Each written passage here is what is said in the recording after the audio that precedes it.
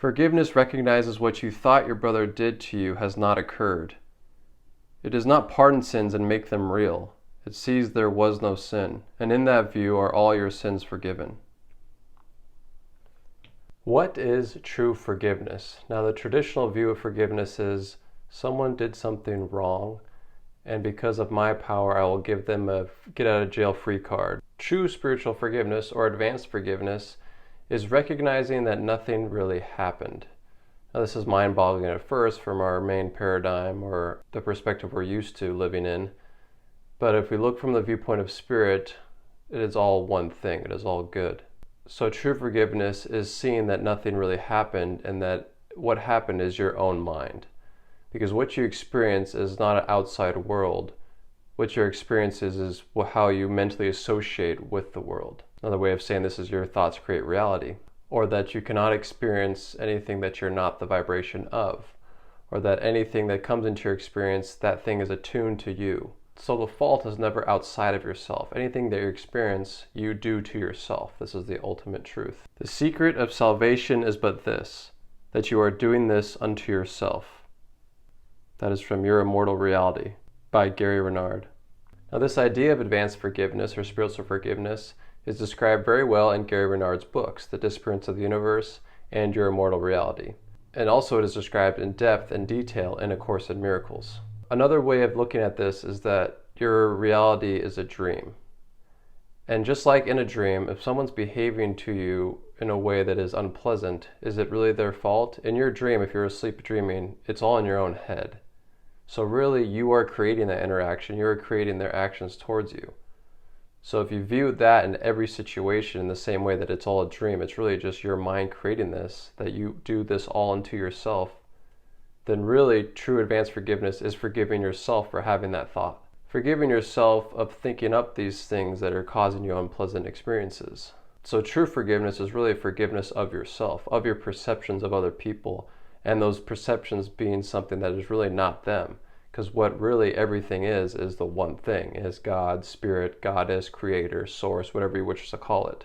A component of practicing forgiveness when you are confronted by an opportunity would be to remember that you are dreaming. You authored the dream and made the figures in it act out for you, so you could see your unconscious guilt outside yourself.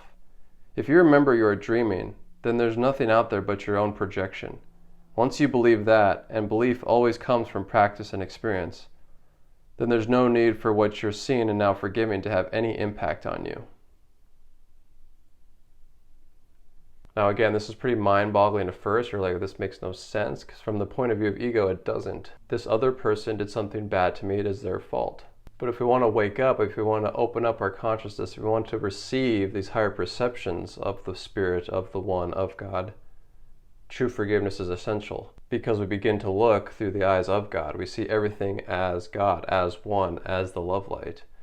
No matter what the appearances seem to be, we see through that. Learn this and learn it well, for it is here delay of happiness is shortened by the span of time you cannot realize. You never hate your brother for his sins, but only for your own. Whatever form his sins appear to take, it but obscures the fact that you believe them to be yours, and therefore meriting a just attack. You judge only yourself, and you forgive only yourself. That which you resist, you give power to, right? That which your attention on is reinforced. So it's always coming back to realizing, this is my own mind. I do this unto myself in the situation. So what thought created this? What vibration within me creating this?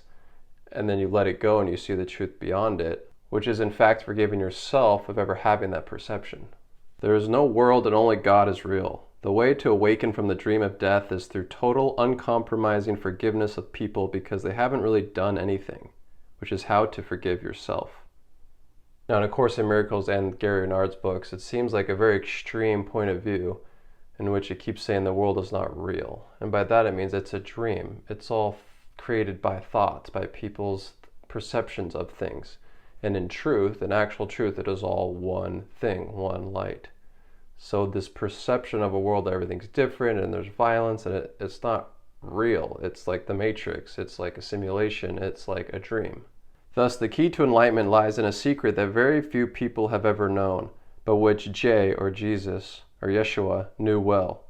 The way you will experience and feel about yourself is not determined by how other people look and think about you.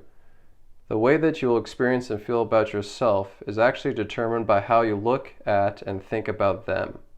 Ultimately, this determines your identity. You will identify yourself either as a body or as perfect spirit, as either divided or whole, depending on how you see others. And once you understand that, I would think you'd want to get pretty damn careful how you think about other people. Another way of thinking of this is that reality is a mirror.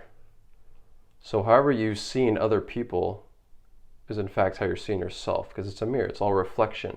What you put out is what you get back. It's all energy physics. So thereby what seems like you're forgiving other people is you're really forgiving your own perceptions of that, because it's all a mirror. It's all your perceptions bouncing right back at you. That is not to say that it doesn't feel real or that you do experience certain things. Of course you do.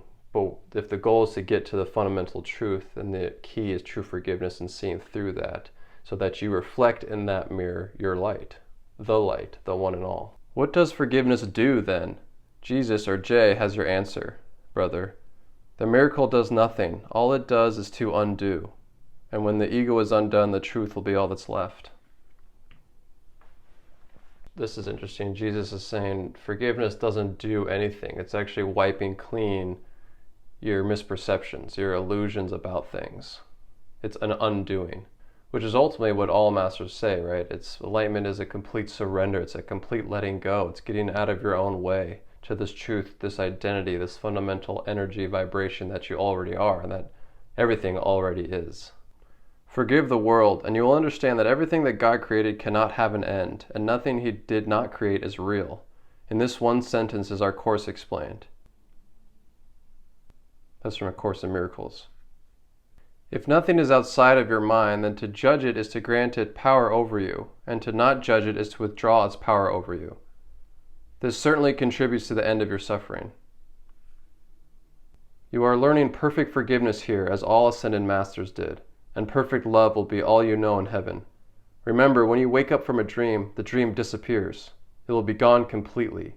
You will not miss anyone, because everyone you ever knew and loved will be there, because they will be one with you. It's awesome. And just like anything else, it takes practice to be able to apply this true forgiveness. It takes constant practice. It takes mind training. It takes changing your perceptions and your beliefs of how things work, of how the fundamental nature is of this reality. Happy practicing.